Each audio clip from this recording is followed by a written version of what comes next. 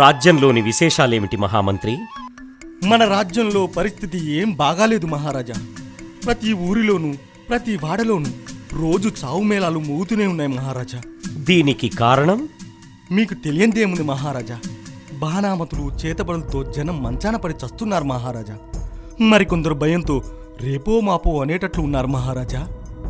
మరి భూత వైద్యులేం చేస్తున్నట్లు?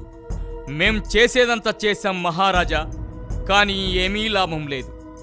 మాకు అంతు చిక్కని మహాశక్తి రాజ్యాన్ని అల్లల్లాడిస్తుంది మహారాజా. మమ్మల్ని క్షమించండి. భూతశక్త్యా? అది నా కొల్లాపురిలోనా? దాని అంతు చూస్తా. ఓం హ్రీం క్లీం కాలభైరవీ నమః. ఓం హ్రీం క్లీం భూతదేవియే నమః. ఓం హ్రీం క్లీం శక్తిదాయినే నమః. కాళరాత్రినే నమః. కాళికాయనే నమః. కామినే నమః. కామినీ భూతమా, నీ రక్తదాహం తీరుస్తా. ఓం రక్తదేహాయ నమః. ఓం రక్తపిశాచాయ నమః. ఆవాహయామి.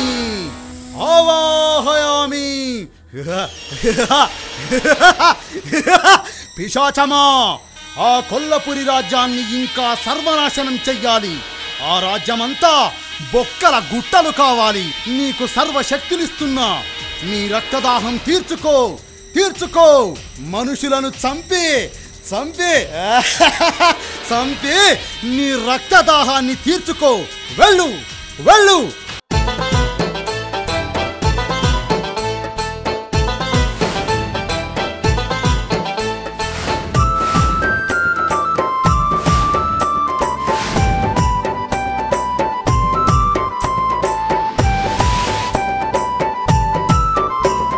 మారు వేషంలో నా మల్లన్న గదిలిండు. మండే సూర్యుడి వోలే ధీరుడై వస్తుండు. కొల్లపూరి రాజమందున ఆ మల్లన్న కాలినడకన తిరుగుతున్నాడో.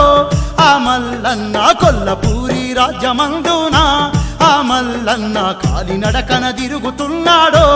ఆ మల్లన్న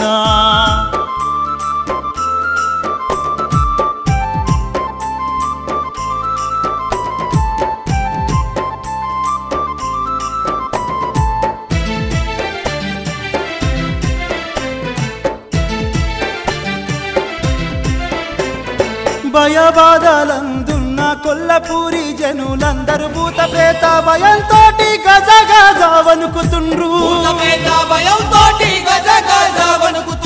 భయబాధలందున్న కొల్లపూరి జనులందరూ భూత ప్రేత భయంతోటి గజ గజ వణుకుతుండ్రు.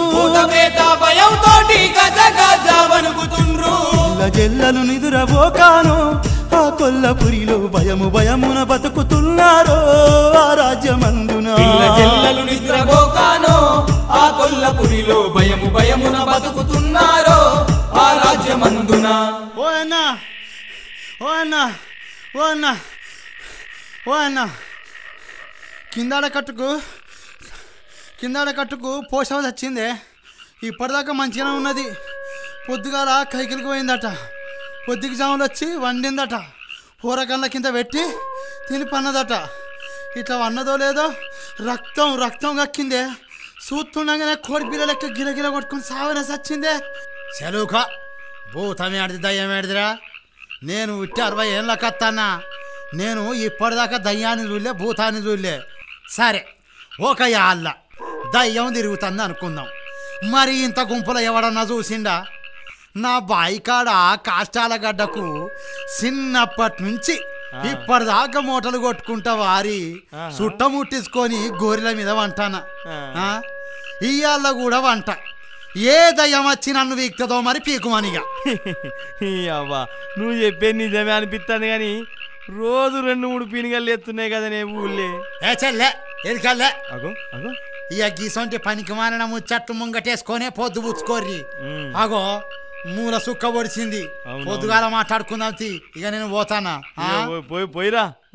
ఓ రాజన్న పైలేము ఒక్కనివే పోతున్నావు. దయ్యం వచ్చి నీ దోతి ఊడగొట్టిందా? ఒటకాయలు పోయి లొటకాయలు అవుతాయి పైలం వల్ల. దహీ! నాకేమవుతుందో అంకులు, నా కన్నము గట్టినే మీ తాత పోయిండు, మీ పెద్దయ్య పోయిండు. దయ్యాల భయంతో ఇవాళ రేపో మీ అయ్య పోయేటట్టున్నాడు. నా సోపతి కూడా నీకేమవుతుందో చూస్తా. పోయేస్తా మరి. ఓ అంకులు పోయేస్తా.